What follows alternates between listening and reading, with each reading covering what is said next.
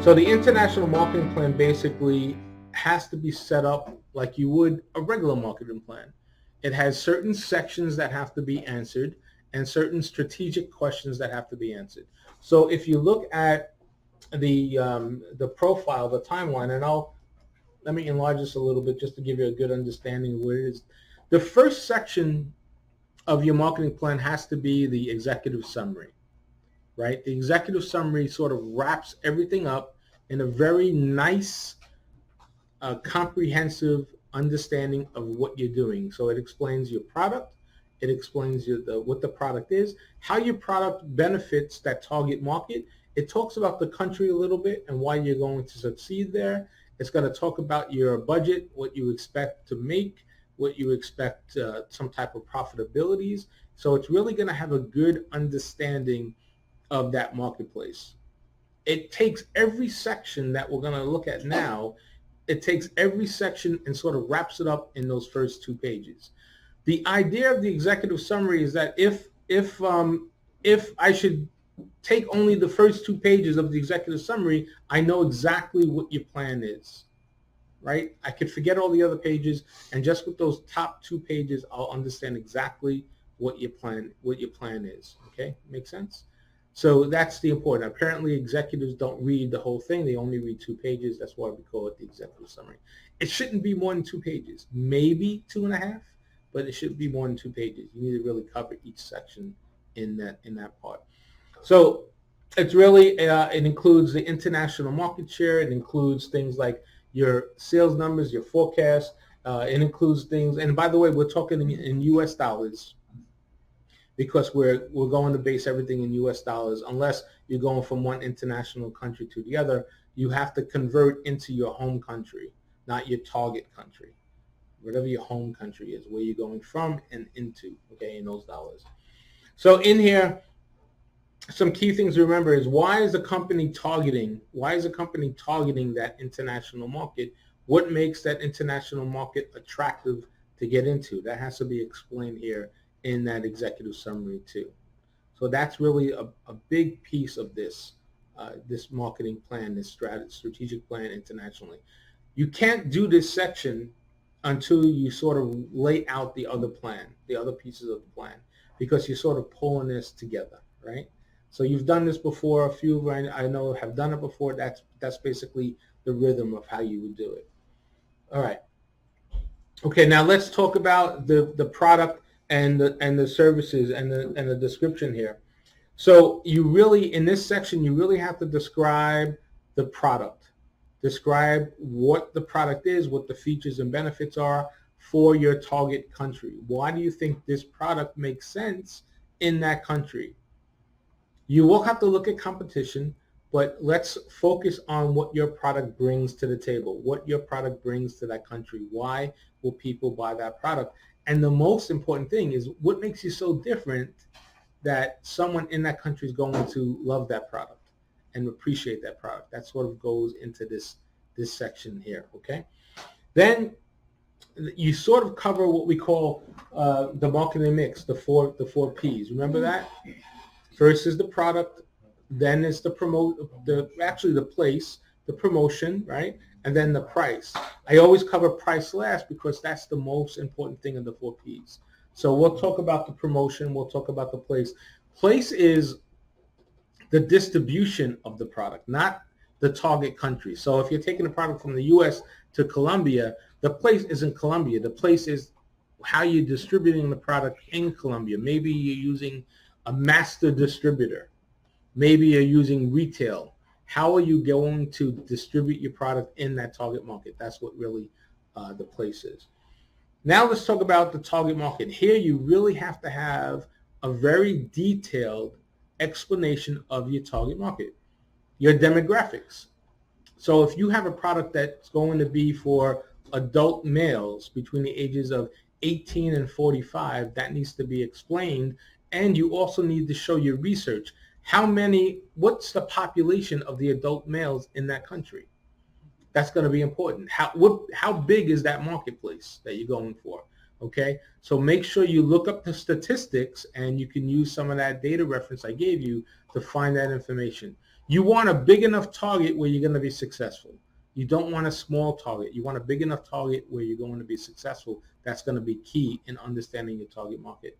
If you also know their likes and dislikes, their profile, their psychographics, here's where you can put them there too. Okay, that's a really good explanation of the target market. So research is really important here. The research is going to dictate how good of a strategy you have. That's going to be important so you understand what's happening in that marketplace.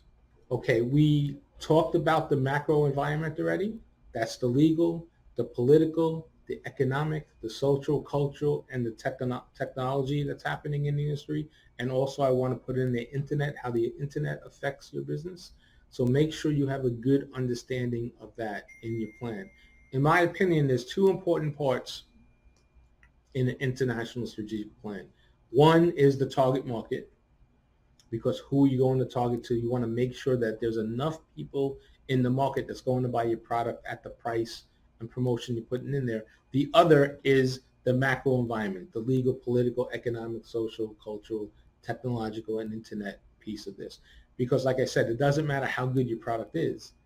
If the laws change, if politics change, if the economy changes, no one's going to buy your product. It doesn't matter how good your strategy is, okay?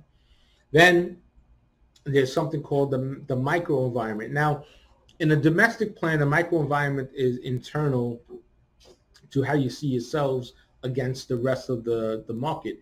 You have to do the same thing internationally. So you know your product.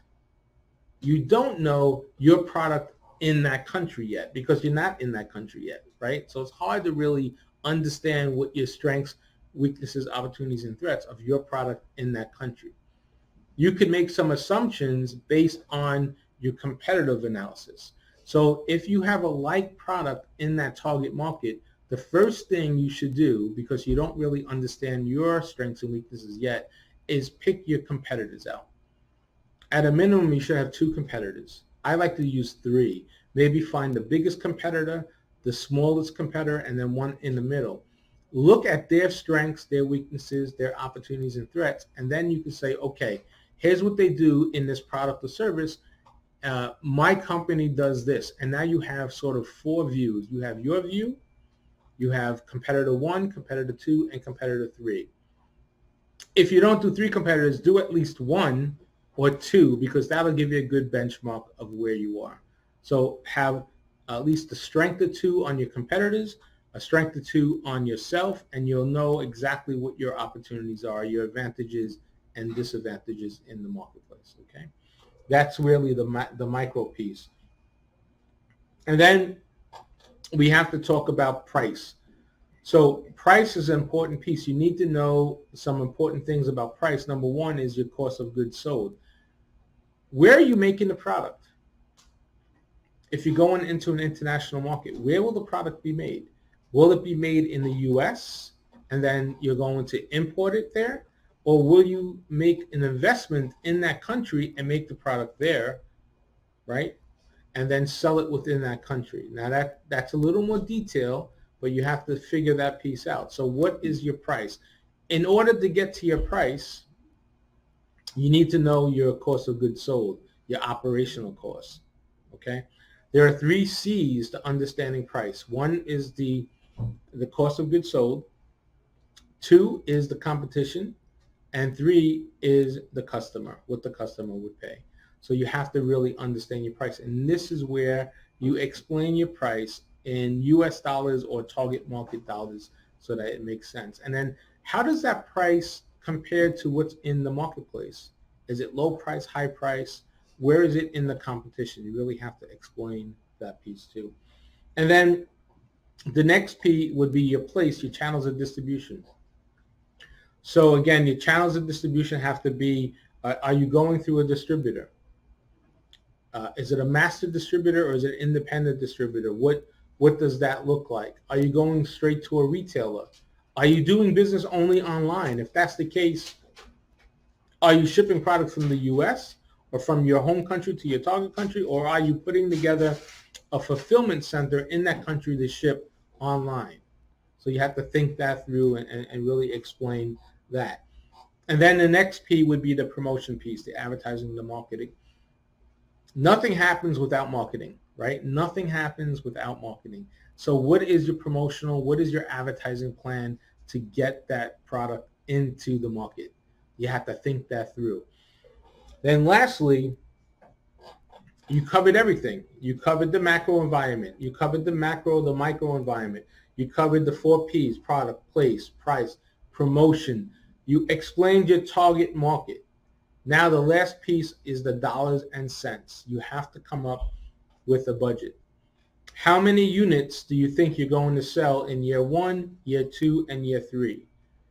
That's basically a good understanding of what your business is going to look like. You have to estimate this, right? You really don't know the answer. But if you look at your competitive information, let's say, for example, one of your competitors sells a product similar to yours, and they sell $1 million a year.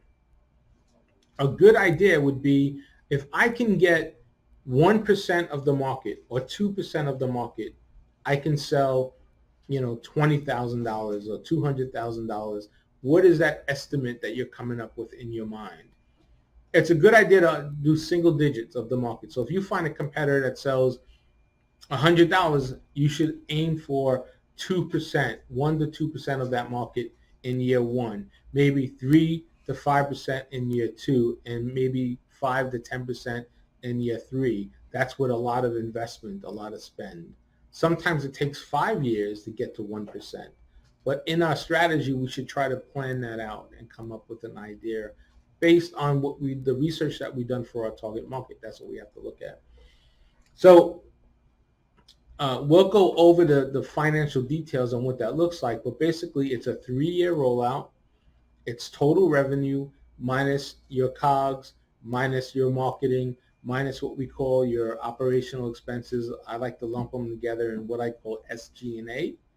That will sort of give you your top line profit, and we'll cover this a little further, and then that'll give you your overall financials for 3 years, and you roll that out for 3 years. Okay. Now we roll it all together. We got all the sections answered, and now we go back and we create the executive summary.